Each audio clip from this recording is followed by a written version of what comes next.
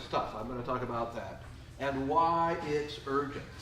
Okay, the stuff that needs to be saved, the most important stuff, is there. It's on our watch that it will be lost. All right, so this is what's happening. Roel Lopez gave you a lot of this explanation here. Houses coming in, oftentimes, whoa, holy moly. Let's see, there we go. Oftentimes very large lot. Oftentimes these kind of developments are touted as environmental kinds of developments because they're large lot and they have all this green space.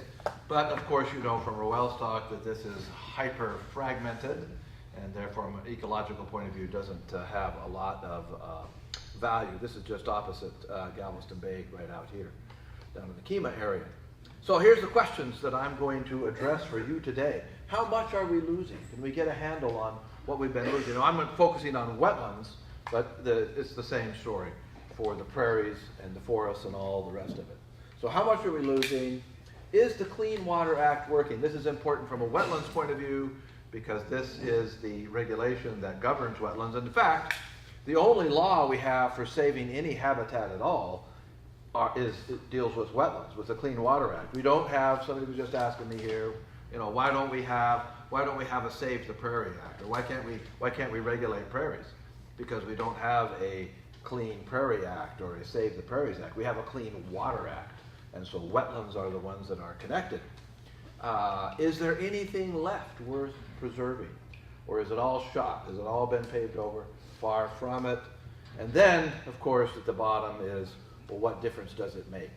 All right, so we're going to run through these pretty fast. Of course, this is what's coming, right? Here we are in Katy. Where's 10? There we go.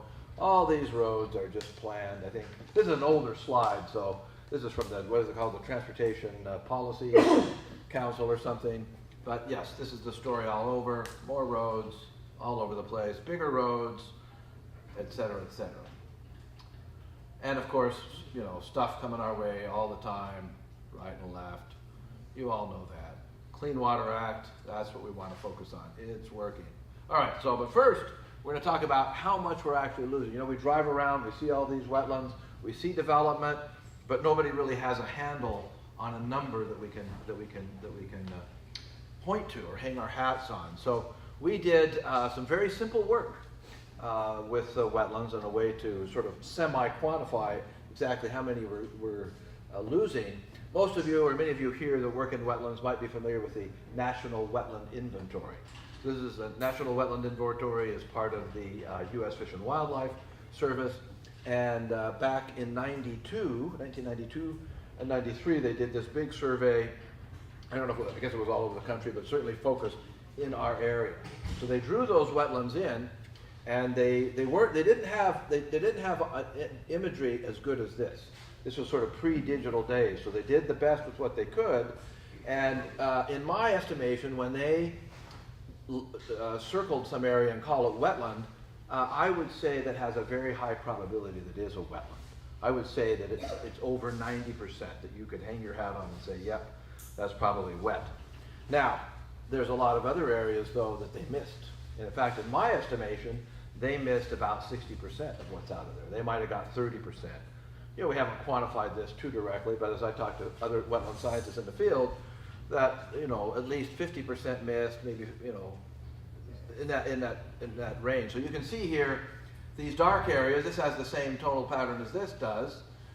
So I would hang my professional expertise on the fact these are wetlands too. All of these little dark areas are wetland.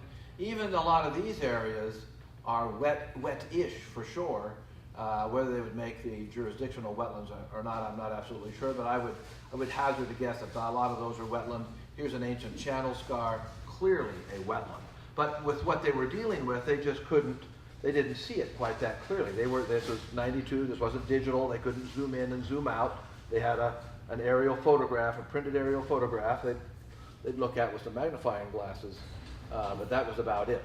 So it's a good, what we could think of it as a sampling. We actually took a sampling of the wetlands, right? And then we play with these. So these are all, you can get these digitally now. They have them digitally. You can just download them, get them on Google Earth. A lot of different ways to get them now. So here, for example, is an area So what we did, we took newer aerial photography, and you can see there's some areas here. This is actually 290, and these darker areas, especially, you try to get a photo in the sort of early spring. So these deciduous trees would indicate probably wetlands in this area. And in fact, if you put the NWI on here, they were calling these a lot of wetlands. Now they have some different kinds of wetlands. We're not going to focus on that. Just the important thing here is that they're saying there's a lot of wetlands out there. So then, this is very complex. I don't want you guys to get lost in the detail here. So if you make sure you can follow this, we took a newer aerial photograph, right? And then we took these same lines and we plopped them on the newer photograph. Now, as I said, this might be a little nuanced for you to be able to tell here, but if you look real carefully here, you see these other lines like this? That means those wetlands are kaput.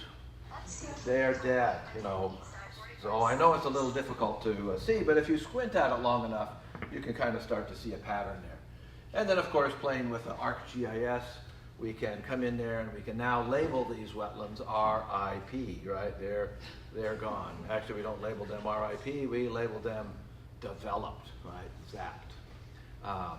So you went through that whole thing, and we tried to be very conservative, right? So this wetland, we would, even though this development probably killed it, we would have sliced it right there and called this one dead, and that one's on life support, but we would have left it in the live category. So we wanted to be conservative.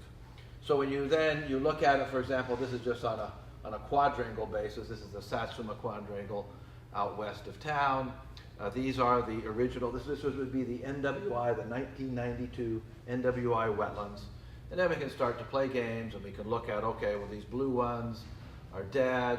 I can't remember, the purple might be water or something that they filled some of them in with. But you can see now that we can start to look at the pattern of loss. So we can actually have numbers we can hang our hats on instead of just running around and saying, oh boy, there's a lot of wetland loss, right? That doesn't cut it with regulators, with policymakers. We want to know, well, how much? Well, so we know. We got some numbers here. So we now have a database that goes from the 8-county metropolitan area from 1992, when they were made. They actually have some newer ones, but you don't really want to change horses in midship. You got to stay with the same wetlands. Up through 2010, so just up to and past the Great Recession a little bit. So we don't have the latest stuff being developed. So the green here are wetlands that have not been developed or filled, and the red ones are wetlands that have been lost. Okay. So of course, this is between, again, the wetlands that were present in 1992. We don't have the wetlands that were present before then. And you can see, of course, that in Harris County is the locus or the focus point of our loss, but some of the other adjacent counties are doing their very best to catch up right here. So down in Fort Bend and Brazoria County, and certainly northern Galveston County. So these are the sort of technical terms of palustrin. These are the emergent wetlands. These would be the prairie wetlands, the prairie potholes, as I like to call them. So here's its percentage, and then the acreage here are thousands of acres. So this would be, or hundreds of acres rather. So this would be 4,400 acres of palustrin emergent wetlands, or about 35% of what the NWI has. So losing 35%. Again, we consider this as a sampling, right? We were missing 60% perhaps. But in general terms, we could say we've lost 30% of these emergent wetlands. That's really an unconscionable number when you think about it. 30% of the resource lost. Same with the forested wetlands. Again, Harris County far and away above the rest. But, so these, out here, especially in Waller County, which is right there, but these will be catching up. Remember, we have 4 million more people coming. As Roel didn't tell us the numbers for us, but it's 4 million. That's what's coming here, 3 to 4 million more people. And they're all going to want to live somewhere, so they will be eating this stuff up. So that's the story, right? We know we can point to losses. Now the question here would be, well, what about this Clean Water Act? Because the Clean Water Act regulates our aquatic ecosystems.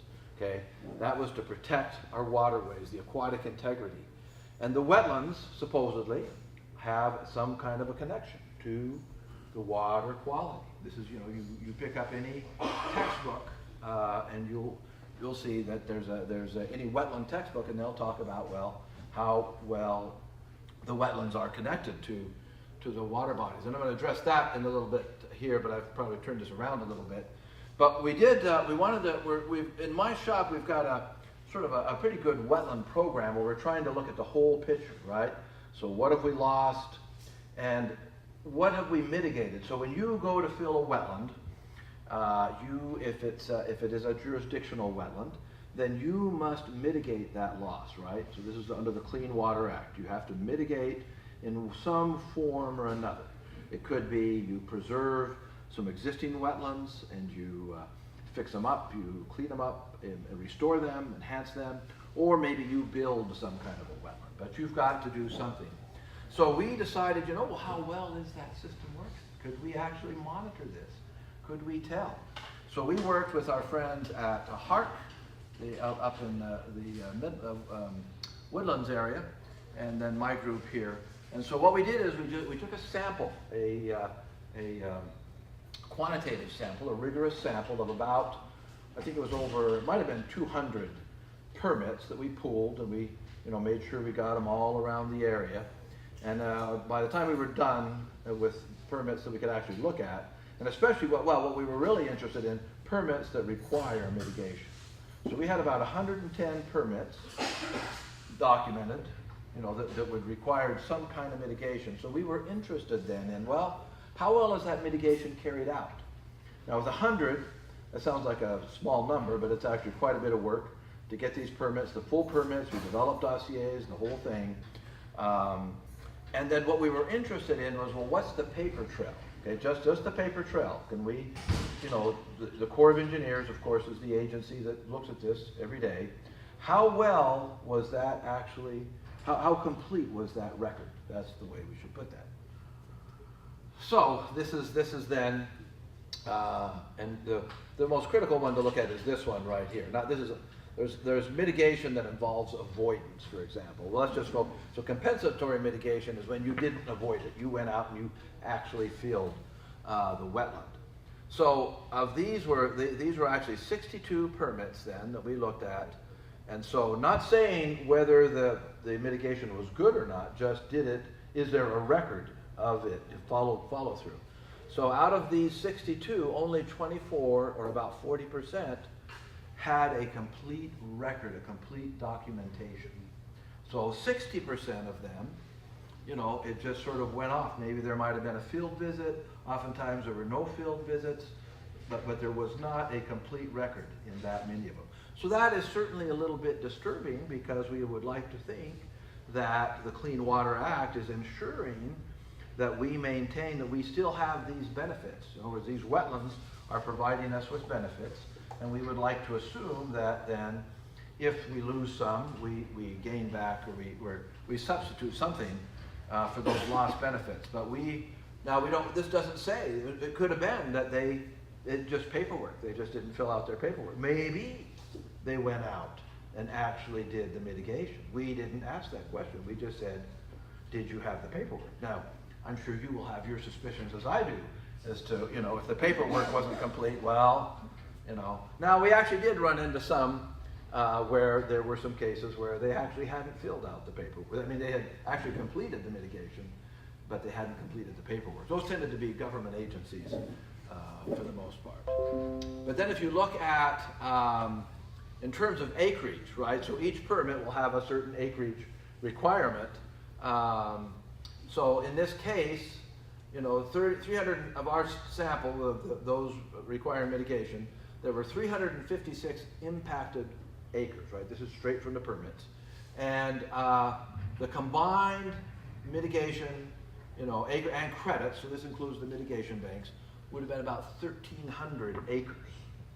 And so we only had documentation of 236 acres. Again, this was not a field thing. This was just, is the paperwork complete? So then, just this past year, working with HARC, we said, well, you know what, let's see. Let's go to the field. Now, this is a little bit more difficult. This was some agency money we got, Texas. And we said, well, let's at least do a first brush look at the actual mitigation. Let's actually go out into the field and see if if there's even something there. What's going on. So I'm not going to belabor all of the methodology that we went and looked at, but let's just say we kept it pretty simple. Is there a piece of land that's associated, that you could point to and say, yes, this is a mitigation area? Were there wetland plants there? Was there some evidence that in hydrology, we can tell that from aerial photography, right? So it was a pretty simple thing. We didn't say, so we had our categories were success and failure, right? So failure was just out and out, either there wasn't a wetland there, they never did it, something like that. Success was, it's wet, there's at least some hydrophytic vegetation, it's not all 100% tallow. And then we had some intermediate. So partial success, failure, partial success, because it gets a little fuzzy out there in the field, right? How do you actually tell? And maybe if it had more time. But our sample then, we only had 15%. And again, these aren't very many, because we didn't have very much money. So this is just a broad brush. We're not saying this is hyper quantitative, right? But just at first glance, this sort of confirms what a lot of us have suspected, that a lot of these projects aren't followed through on. So only 15%, 2 projects that we could point to and say, yep, this is pretty good. 23% were out and out abject failures, just nothing there at all. And really, we kind of call this failure, partial success. You should really add those together. So you're certainly pushing, not quite 50%, but certainly 40% failure, okay? So again, these should be raising red flags here for us, right? What's going on here? How do we improve this? Now, we should remember, of course, that the vast majority of our wetlands are not even regulated, right?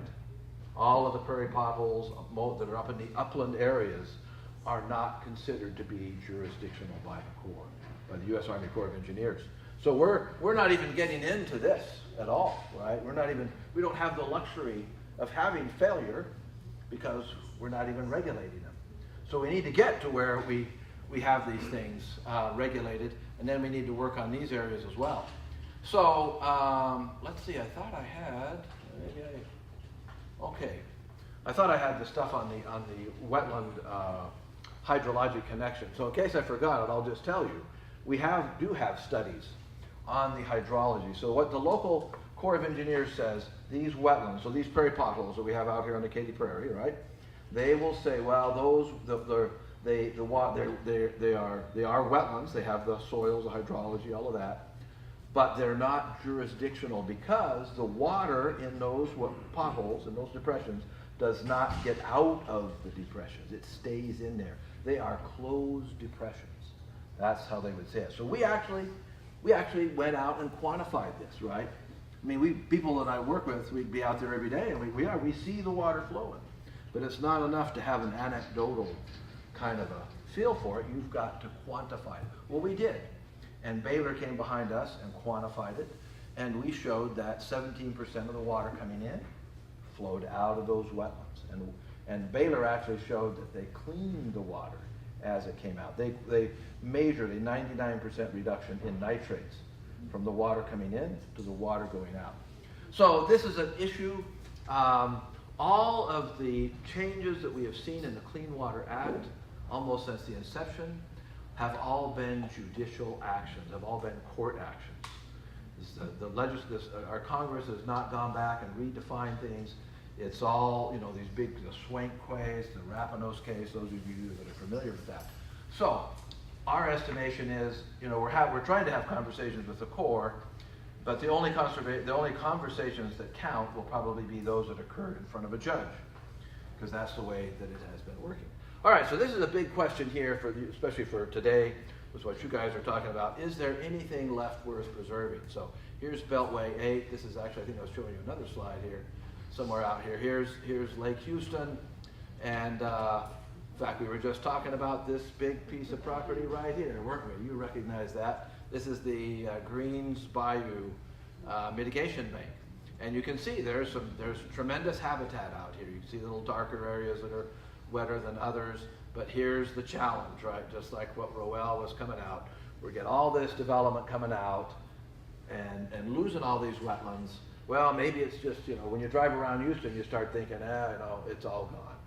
So a few years ago, we actually did a map of the whole area. And we delineated everything that looked like habitat to us on an aerial photograph, and everything that was 100 acres or more, right? 100 acres or more. So a lot of people will say, well, why didn't you get down to the little 1 acre pieces? Well, we'd still be doing it if we got it down to the 1 acre pieces, right? So in mapping, we talk about the minimum size delineation, which is a critical factor if you're going to do any kind of mapping at all. So 100 acres allowed us to do a lot more faster. And actually, I was talking to Roel here. Remember, he had a nice little slide when he was talking about rural lands, that if you were going to have any land that would turn a profit of any kind, it's about 150 acres. Remember that? So ELI, Environmental Land Institute, we used a lot of their metrics for what we're doing here, and they said in there 100 acres is about minimum size for some kind of natural ecology to take place. It's fuzzy, but so that gives us all the more reason to do this. So we mapped out the coastal prairies. We call them high integrity or not. The high integrity just meant that the potholes are there, the pimple mounds are there. Y'all know about pimple mounds, right? You ever heard me talk about pimple mounds? You haven't heard me talk about pimple mounds. I thought I had told everybody in this county about pimple mounds. All right, we missed it. I have to keep working harder. All right, so the prairie potholes, you've got the potholes, and you have these little knolls out there, little wind-blown things, and we call them pimple mounds, or sometimes mima mounds. So we like to say prairie pothole pimple mound complex. Try and see if you can say that very quickly. We'll give you a prize. So that was what we meant by high integrity. So in other words, it had never been land leveled. And then we had the trees. The trees were easy enough to see. We didn't really try to do much with the quality there, but we did map out bottomland versus upland forest. We did do that. So, and then of course here's Houston. We have blown through a lot of stuff. We have lost an unconscionable amount, no doubt about it. But here's the deal for us. There's still a lot of stuff left. Now it's going to be going. It's going on our watch. There is no doubt about it, right? We've got the Grand Parkway coming around. We've got the 4 million people coming, okay? They want lawns, they want swimming pools, they want all this stuff. And the interesting thing is there are actually some big pieces. So this is coastal prairie fragments, undisturbed fragments, greater than 100 acres. Okay, that's all of this stuff here. Okay, those are the coastal prairie fragments. And then, I think, let's see. So we actually have some big freaking pieces, BFPs, that are out here, right? There are some big pieces well over, so here's the acreage, up to 57,000 acres, 10,000 acres. For example, the Damon Prairie that I like to be talking about quite a bit. So if you add up number 8 and number 3, I can't remember, but there's other stuff out there. Easily 70,000 acres of never leveled land. Now, that doesn't mean it's pristine, because there ain't nothing pristine in our part of the world here. But it means that it's never been land leveled. It means it's got a great seed bank. It's got the topography on which to restore a tremendous ecosystem. Now, it just has a little bit of a problem that Roel was talking about. It's totally fragmented in terms of ownership, right? I don't know how many people out there own these properties, but it's not like a big 70,000 acre ranch. So like the Powderhorn Ranch, that was nice. You had 17,000 acres, one person, you make a deal, away you go. We got 17,000 people here. No, we don't have. They don't have that many. But we have, there's dozens of them, right? And so trying to work that out. That doesn't mean we shouldn't try. That doesn't mean we shouldn't try, because this is primo stuff down here. So let's see. But there's even, up here in the Katy Prairie, there's plenty of stuff left. Especially, when you get out, a lot of this, of course, has been land leveled. But we mapped out those areas that have been land leveled, but still had a fair amount of diversity. Sometimes they would just flatten it out altogether, but sometimes they'd leave a little bit of an indentation there. And those are areas worth looking at. And, so especially out here in Waller County, got a lot of areas that have never been land leveled at all. We got big pieces like out here in Anahuac, And this is a fun little graph we did of all prairies sorted by size. We actually have almost 500,000 acres of stuff that has never been land level. So that's not a little bit, that's some stuff left. So we got stuff that we need to work on. We're not, it's not like it's the last 50 acres or something here, right? Oh, there's stuff to go. So if it was the last 50 acres, well then okay, you hang it up. But we have work here in front of us. There's stuff that needs to be saved.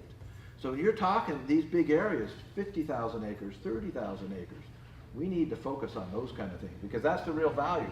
And in a sense, that's our arc into the future, okay? Because when we think we know a lot about wetlands and prairies, there's more that we don't know than we do know, right? I hope you all would agree with me there. In fact, there's more that we can even imagine. They are that complex. So we need a little humility when we think about these things, okay? So all those functions that we don't understand, we need to have them there so that as we understand them in the future, they'll be there, right? Once they're gone, or everything's down to 50 acres here, 10 acres there, we're in deep trouble. So, these guys out here, small, there's a lot of them, certainly locally significant, but then you get these 10,000 plus guys out here. This is where we need to be focusing. Okay, I always like to do this one here for Mary Ann. This one's for you, right? The name. What does the Katy Prairie have going for it? It's got a name. So you ask anybody, you know any prairies? Oh yeah, I know the Katy Prairie. They don't know. Now we've played a game, actually, Jaime, you helped us with this here. We just sort of said, well, there's other prairies. So we just circled some areas, even though it's not 100% in there. Well, we made up our own names out here. Because there is nothing like a prairie with a name. How do you think Katy Prairie, you're very successful bringing in money because there's something you can identify with. So I certainly don't want to put all these prairies to hurt you out here. But these are areas we need to be looking at. So, there's the Anahuac Prairie or the Karankawa Prairie, all this kind of stuff, or our favorite Damon Prairie out here. But this is kind of important. It's getting this into people's minds, right? And taking ownership of it. There's the Damon Prairie. Okay, it's got those prairie potholes. It's got this. It's got that.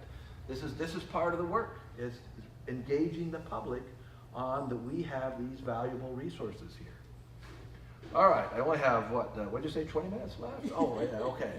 All right, and we've played around with different maps of this, what we call it the ecologic map.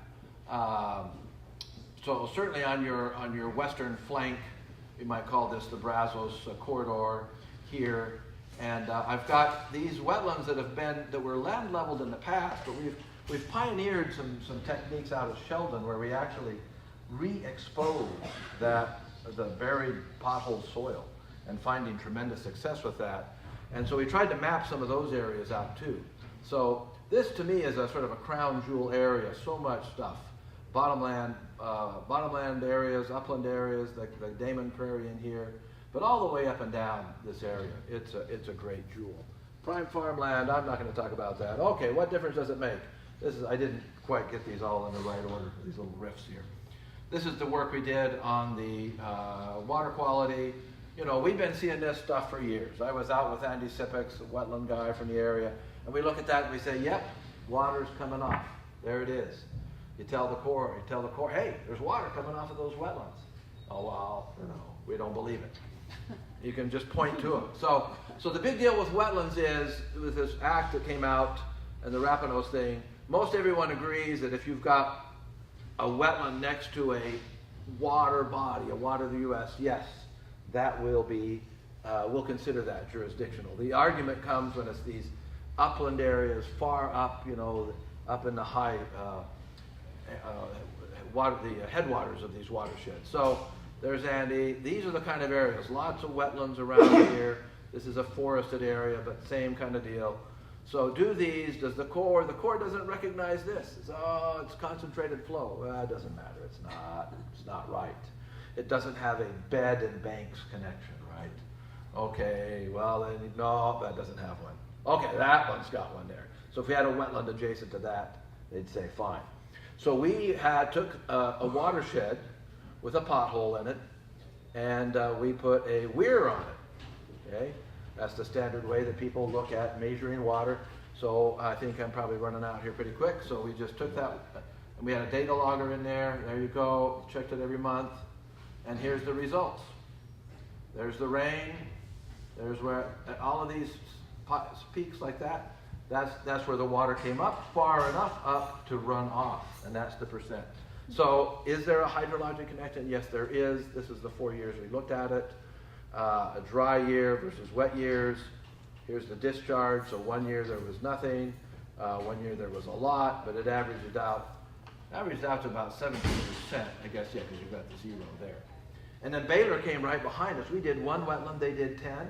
They came up with the same percentage. So it's just a little kind of a discussion we have to have with the Corps. Yes, it is. No, it isn't. Yeah, no.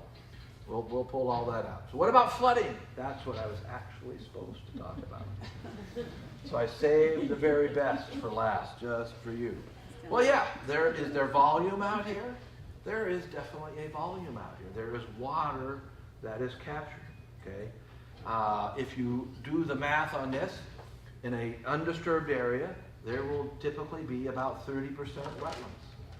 Okay, they're about a foot deep. All right, so that means for every acre, there's going to be a third of an acre foot of detention out there. Is that significant or not?